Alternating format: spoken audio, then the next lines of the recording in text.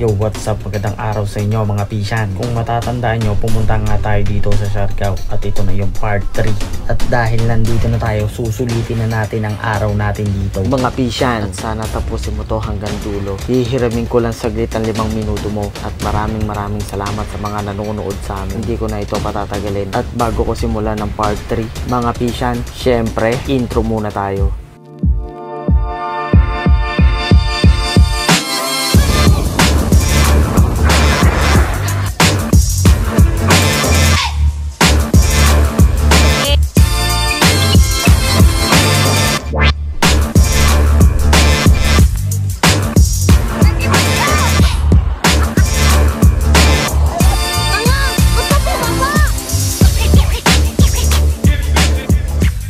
Yo, meet my friends. Hello. He's a vlogger. YouTuber. Nakita nyo ba ang aking mga kaibigan? Grabe, bagay na bagay sila. Maganda at gwapo. Parang katulad ko.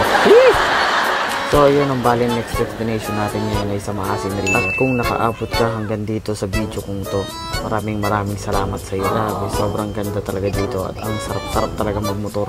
Baka nagtataka kayo dito, wala akong helmet. Pwede dito sa probinsya yan, par! Pero syempre, safety first muna tayo. Doon kasi sa pinagrentahan namin ng motor, wala silang helmet. Dito daw kasi sa Siargao, okay lang daw kahit wala akong helmet. Kaya kung magagalit ka, tara, babag! Joke lang! Ikaw ay niloloko lang ang pisyan. Tingnan nyo naman yung nagdadrive na yan. Napakagandang lalaki niyan.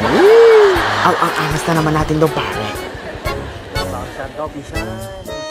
So ayun, nakarating na nga kami dito sa Maasin River mga pisyan. Bago ka pumasok dito, madadaanan mo yung mga nagtitinda ng ano ba to, halaan ba to? Basta ang sabi nila pwede na daw kainin niya ng ilaw. Lalagyan mo lang daw ng sukat asin. Ito nga pala yung Maasin River mga pisyan.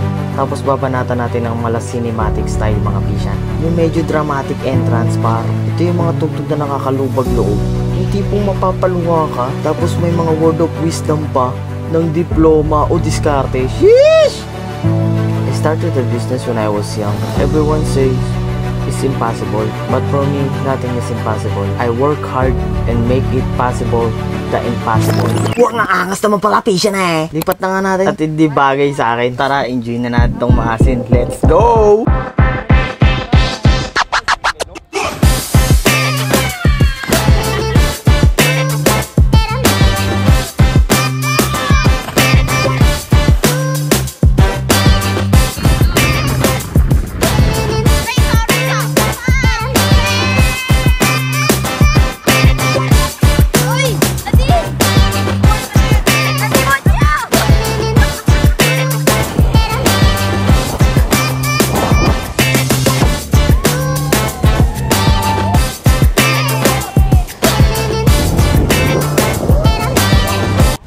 So ayun mga pisya, nakarating na tayo sa pangalawa nating destination ngayong part 3. Andito nga pala kami ngayon sa Malinaw, General Luna. At ang tawag nila dito ay Secret Beach. Eh paano yan? Alam na namin to. Ibig sabihin, hindi na secret to.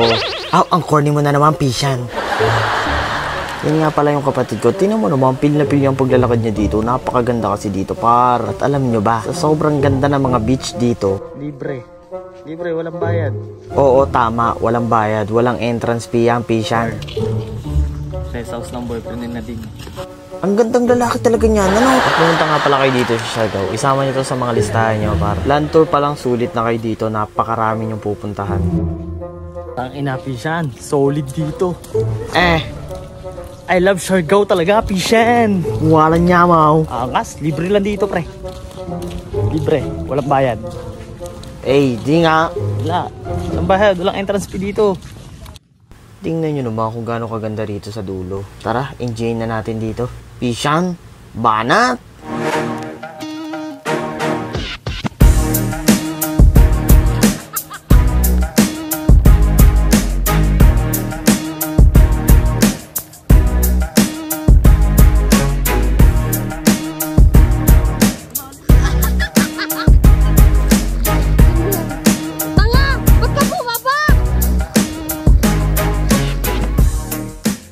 So ayun mga pisyan, hindi ko na napakita sa inyo yung biyahe namin. Bali nandito nga pala kami ngayon sa ikato nating destinasyon dito sa Cloud9, the surfing capital of the Philippines. Ayan, nakasulat.